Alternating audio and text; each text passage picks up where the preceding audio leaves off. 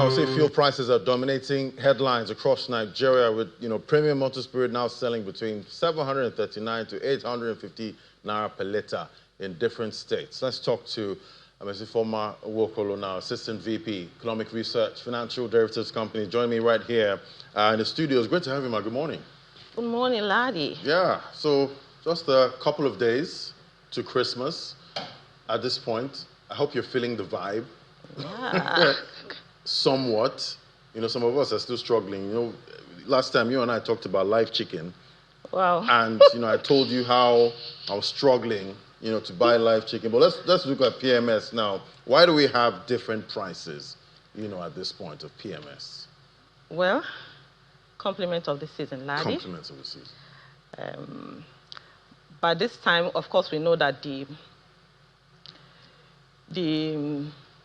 what we've been seeing over the years is during Christmas season, you see people with kegs lining up at the filling station. You see vehicles lining up to get fuel. But at least for now, we've gone past that stage. Kudos to Dangote, we've gone past that stage. And we are seeing this volatility in price because of competition. There's a price war. And when there's a price war, it simply means in the long term, we're definitely going to have a price leader. Because this market is a kind of trying to find new equilibrium. Yes, when the market is finding new equilibrium, what that means is that there are policy changes that have distorted the market. So when subsidy was removed and the market was deregulated, so here is competition. It's now an open market for competition. And when that is happening, there's what we call price discovery in economics. So this is what is happening. So there must be a price leader. I pray it's a price discovery that goes down. I'd like that kind of price discovery. Of course, prices are coming down. Right. When you talk about that PMS now, but it can't keep going down like that, because when you talk about the price of PMS, the price of PMS is as a function of production costs for Dangote that is producing within the country. Then it's also as a function of the landing costs for those people importing. So these two, both the production cost and the landing cost, is also a function of global oil price. So prices declining. Which has been coming down. Global oil prices. Global oil price has been coming down compared to exactly according to forecast. So what we are seeing basically, we have what we call the short-term winners and the long-term winners when it comes to price war. And the short-term winners are you and I, consumers. You see prices coming down, and you also see that we have ample supply. There's no shortage anywhere. You can drive into the filling station whenever you like, and you get your.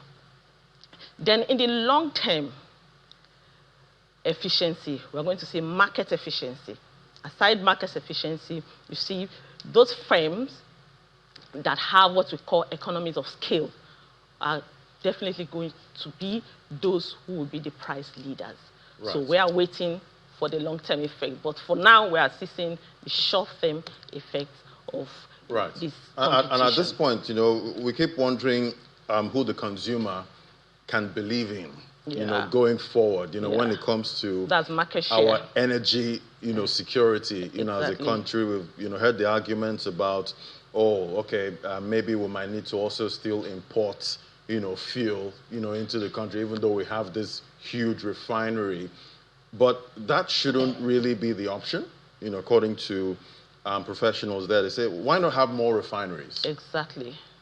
More refineries, so that no one's afraid of, some kind of monopoly, at this point. But it's a huge investment. Yes, it's a huge investment. We have other refineries. If we can kickstart those refineries, and if they are not working and governments don't have a capacity, I won't say they don't have a capacity, it may not be their priority right now to do that. They can sell it out to individuals that can do that. So the best thing is to let's first of all protect our own industries within before importing. And if we look at it, it's even more expensive to import. By the time you look at the landing costs, and it is also embodying our FX markets, because you need to source for dollars to do these exports. So I think it's better for us to refine within, yes. But, with what we've seen that's, played out in the market so far, post-deregulation, the price wars, all of the, controversy surrounding the industry, is deregulation failing, in your opinion? It's not failing. Like I mentioned earlier, I said, right now there's a disequilibrium in that market. So it will take time. It now depends on how long it's going to take for that market to be able to find a new equilibrium. Right now, the market is trying to find a new equilibrium, as I mentioned earlier. That's why we have this price discovery.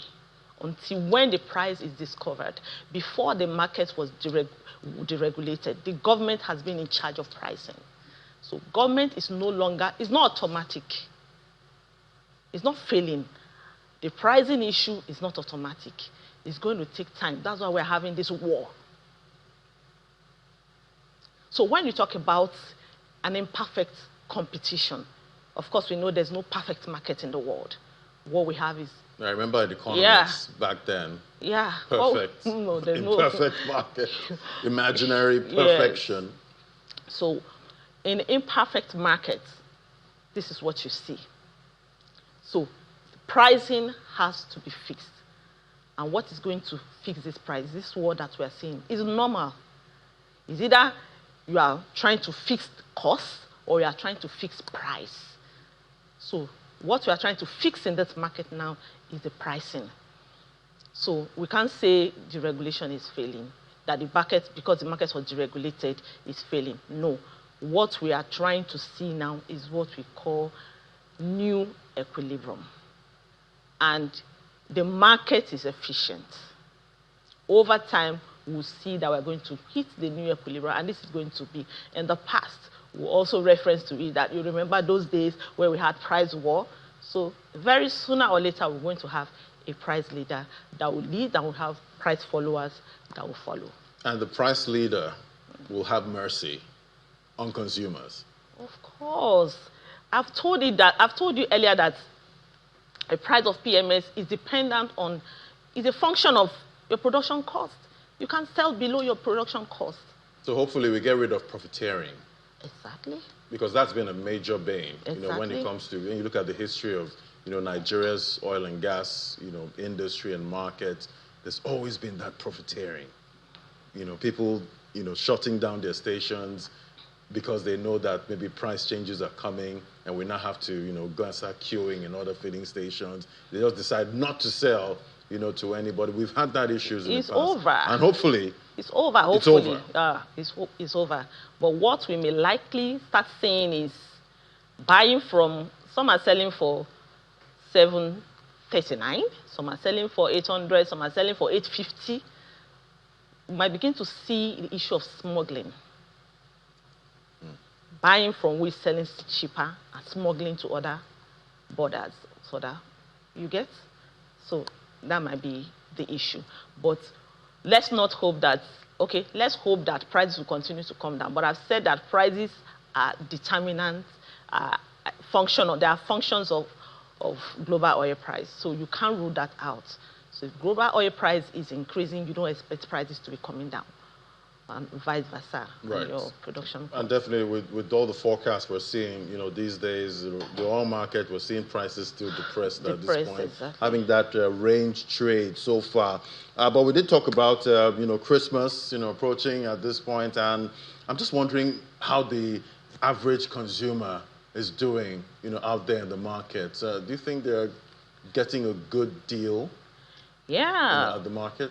I told Ini the last time I came that I don't see prices going up in December, because that has been the norm, that during festive Christmas season, you see prices hiking.